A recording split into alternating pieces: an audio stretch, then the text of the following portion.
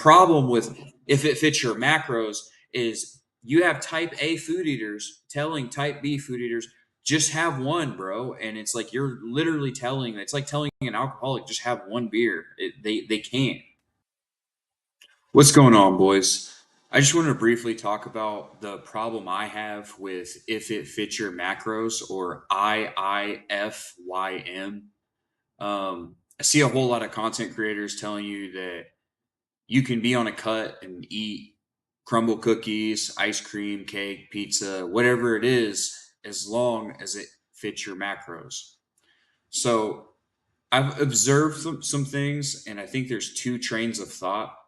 And first, I want to break down one of the real like key things that I've observed throughout my journey, as well as just like observing other people and hearing what they have to say about this. So the first thing I want to address is that I believe personally that there are two types of people, and we can just categorize them as group one and group two, or type A and type B. This is like my terminology. There might be a legitimate, like, scientific terminology for this stuff, like type A personality and whatnot. Like, I've heard that term, but that's not what we're talking about. I'm talking about like specific types of food eaters. And the first category, type A, is people who can, this is the IIFYM crowd. They can eat anything that they want, and they're not really addicted to food, and they have the capability of self restraint and moderation. That's how I would describe the type A food eater. And then there's the type B food eater, which is the counter opposite, which is your boy. Unfortunately, they have no self control and they can't just have one. So that is me, definitely. I struggle with moderation, and personally, I have an addictive personality, and it sucks to say that. I wish that I could, you know, eat things like candy. It's really ice cream, anything blueberry pie. Um, it's just it just makes me go off the deep end, man. I can't have a whole blueberry pie in my house. I will eat the whole thing. And so I think the biggest factor, or one of the big roles in this, is dopamine. And I think that if it's constantly elevated, that it it can cause somebody who might be type A to become type B. Like for me, for instance, I said I can't moderate anything. That's not true. But my moderation is like I can have a piece of candy, a piece of blueberry pie. It can't be in the house though. Like I can, if someone offers me a piece of cake, I can have like the tiniest sliver of cake, like a 50-calorie serving of, and that wasn't a mistake of words. That wasn't like a mincing of words. Literally a 50-calorie slice of cake. Yeah, which is like next to nothing. Because the biggest thing is like it has a super big dopamine release for me when I have super sweet treats and things that are, that just spike my, sweet stuff spikes my dopamine. And I think that if you're somebody who's like that, you have an addictive personality and you have that, that high dopamine response, dopaminergic response to food. Um, it's good to just avoid those triggers. And the thing is like, I don't want to make it all about dopamine, but just real quick, I wanted to address if you're like constantly like getting high, um, playing video games, watching porn, touching yourself, like, various other things that spike your dopamine, and you're just constantly up here. I do think you're more susceptible to be that type B, food eater. And so, yeah, that's dopamine's role in that. And then the next thing that I have a problem with of if it fits your macros. And I think this is the real culprit of what causes people to go off the deep end, is including myself. And that is the insulin roller coaster and then the hormones leptin and ghrelin. See, my problem is with like Twinkies, cupcakes, blueberry pie, ice cream. Like, oh man, ice cream is terrible because it's like it's solid when it's frozen, but then it's liquid, so it doesn't fill you up. And I can eat as much as my heart desires of ice cream. And I mean, like a food challenge, like one of these people, mukbanger. That's the word I was looking for. Like a mukbanger. I can mukbang some ice cream, bro. Like so, like that's the dangerous thing. And my leptin just doesn't respond. The leptin is the satiety hormone. Ghrelin is the hunger hormone. And so the insulin roller coaster is as follows for me and for many other people too. I mean, anybody that's overweight will tell you this. They have a cupcake. It spikes dopamine, spikes their insulin, spikes their so let's park there. It spikes their insulin super high, and then 2 hours later, to counteract that spike, it dips, it goes too low. And so ghrelin spikes then because now your insulin's too low. And ghrelin's like, whoa, wait a minute. We overcorrected. And then now you're hungry again. But you're not just hungry, you're craving, which is a different type of hunger. When I come back from a run and I'm hungry for lunch, or I get done lifting and I'm hungry afterwards, that's not the same thing as me having a slice of like a big ass slice of blueberry pie and then having ice cream with it, and then 2 hours later I'm like starving.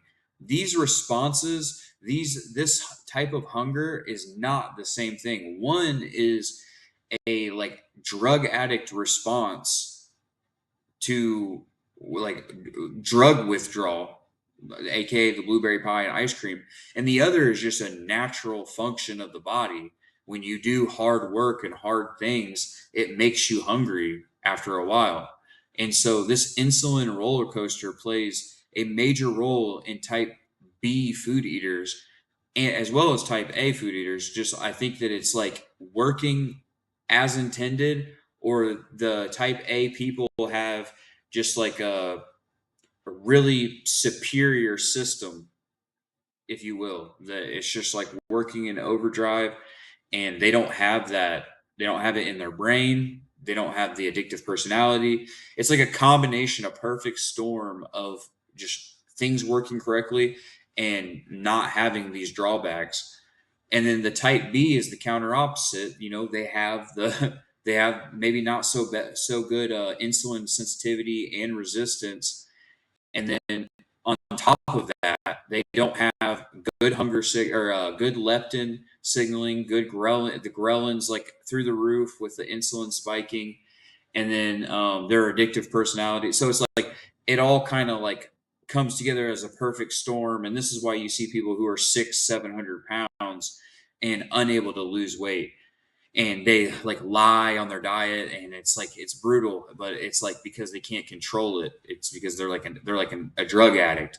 So like the problem with if it fits your macros is you have type A food eaters telling type B food eaters just have one, bro. And it's like you're literally telling, it's like telling an alcoholic just have one beer. They can't. They like physically cannot. They can't have one beer. If they have one beer, they will go off the deep end and drink as many as they want. So that's the problem with, the if it fits your macros crowd.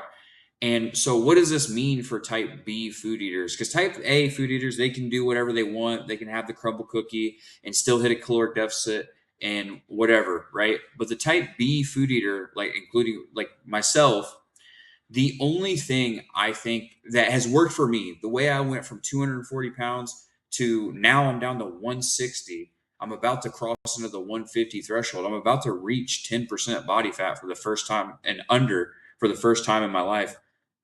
excuse me, I believe the only true method for type B food eaters to change is to completely abstain from some of their favorite foods and then replace. So, like, have sugar free alternatives, have protein variations, have, like, for instance, is it glamorous as a blueberry pie with ice cream? No, but what I can do occasionally when I want to hit maintenance calories, I don't do this on a cut because I'm super goal oriented, and I just want to get to my goals as quick as possible. And then once I do that, I can stay lean and maintain and go back to maintenance. But I will cut up a blueberry pie David bar and then have like some Nick's vanilla ice cream. Now they got David vanilla ice cream, and eat a whole pint of Nick's for 250 calories along with a cut up David bar, just like super cut up so that I can mix it in. It's like a mix in blueberry pie, vanilla ice cream, and it's like a likeness food. My tongue can't tell the difference. My tongue's like, blueberry pie with ice cream. Um, Occasionally, I'll get some Ezekiel bread and put some like sriracha or pizza sauce on it, and then add some Italian seasoning with a little bit of garlic powder and a little bit of onion powder, and then add some fat free cottage cheese. And I got pizza. Is it glamorous? Is it the same thing as oil filled, cheese smothered baked, pizza? No, but it has the flavor profile, and it's kind of like a lunchable pizza, and it does the trick for me. And as you can see, I got the shoulders popping, and like my bicep veins starting to come in. I don't know if you can see it. There she is. Of course, it was arm day today.